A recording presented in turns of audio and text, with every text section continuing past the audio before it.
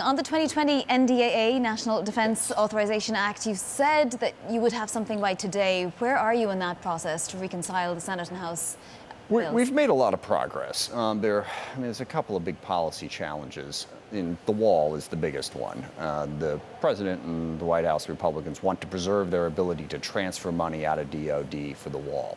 And there seems to be no moving off of that. This has been a sticking point for months, and you've known this. At what point is there... I was getting to that, okay. Actually. We can live with that because basically, they've decided that they're going to negotiate that as part of the larger appropriations process and not deal with it. I have problems with that from a policy standpoint. But we're also battling over the details of it's down to two issues. Space Force, which the president wants and which my caucus is concerned about, and paid family leave for employees. There's, a whole bunch of employees at DOD. This is something we supported in the House bill. And look, I'll tell you quite honestly, and the White House is with me on this. We can do the Space Force and do paid family leave, and we're done. And we have a bill.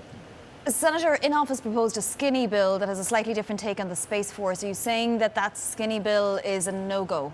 The skinny bill is an impossible thing to work, and the skinny bill doesn't have the Space Force in it at all, which is part of the reason why it's a no-go. The White House has made it clear to us they won't sign a bill that doesn't have the Space Force in it. But look, we have the agreement, as my staff showed me. There's like 1,377 provisions in this bill. It's all ready to go. We've agreed on a lot of very important policy. We just have to get that proper balance between what the Republicans want and what we want. And that's the way it works in divided government.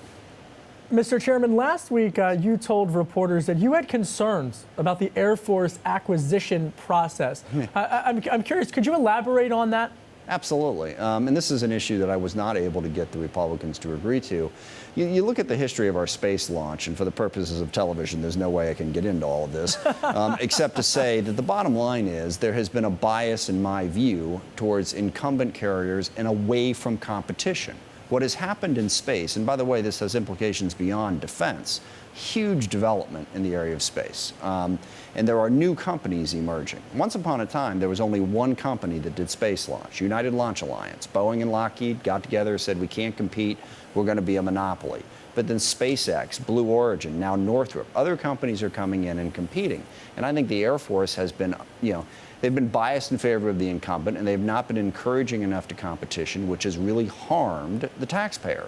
We're not getting the benefit of that competition. I want to encourage competition, and then also the Air Force is struggling with the contract on the new ground-based strategic deterrent, which is basically the new intercontinental ballistic missile, and we're down to one bidder.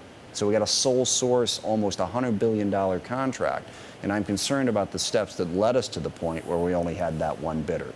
Bottom line is, I think we need more competition. I don't think the Air Force has done enough to encourage that. Mr. Chairman, let me follow up on that. I hear you on the issue of increasing competition. How do you manage that? How do you find that balance of getting there to be competition on such an emerging type of market, so to speak, but also making sure that hostile foreign actors like Russia, like China, aren't impacting the space development field? Well, those are two separate questions. First of all, in the first question, it's not hard to encourage competition. You don't award sole source contracts for extended periods of time. Long after SpaceX was out there competing with launch vehicles, there was the huge contracts going to ULA for extended periods of time. I mean, if you want competition, you don't give out 5-10-year contracts to one company when there's other competitors in the field. And again, I could get way down into the weeds here on what that means. It's basic competition. As far as Russia and China getting into the field, that's all the more reason for us to get the best product at the best price. Representative, House Speaker Nancy Pelosi said just yesterday that there hasn't been a decision made on whether we now have enough testimony from the House impeachment inquiry to go forward with articles of impeachment. Have you made your own personal decision as to whether there's been enough for that to happen?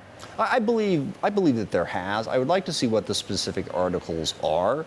But look, there's no question what happened here. And one of my big frustrations is the Republicans are being dishonest and dragging out this process. If we want to debate what to do about it, that's fine. But this mythological argument that Donald Trump was focused on corruption in Ukraine, every single witness said, well, no, he wanted them to investigate Hillary Clinton, the whole CrowdStrike nonsense, and he wanted them to investigate Joe and Hunter Biden in exchange for the aid and for a meeting at the White House. There's no question that's what happened, and I think it's deeply troubling. But if you want to construct an argument as to why it's not impeachable, okay, but to create this myth that all Donald Trump wanted was Ukraine to be better on corruption, and somehow he thinks that the only corruption that was going on in Ukraine was around Burisma. That's the only thing that he wanted. No, it was political, and it shouldn't have been. The trouble is, if the House Speaker does decide to go forward to the next step, doesn't that derail your timetable for the NDAA and other legislation? No, it does not. The Senate's a different matter. I mean, but they have to do the trial. It doesn't take us long to do this. Look, I want to emphasize, the White House, when it comes to my bill, has been a terrific partner. Okay, we've been working together. There are a lot of dedicated policy people over there. We've reached out, connected, and we're working on the substantive issues that matter to the country. There is no question that we can do impeachment. We can do this. The reason we haven't done a defense bill, an appropriations bill yet, is because we don't have agreement. It's not a matter of time.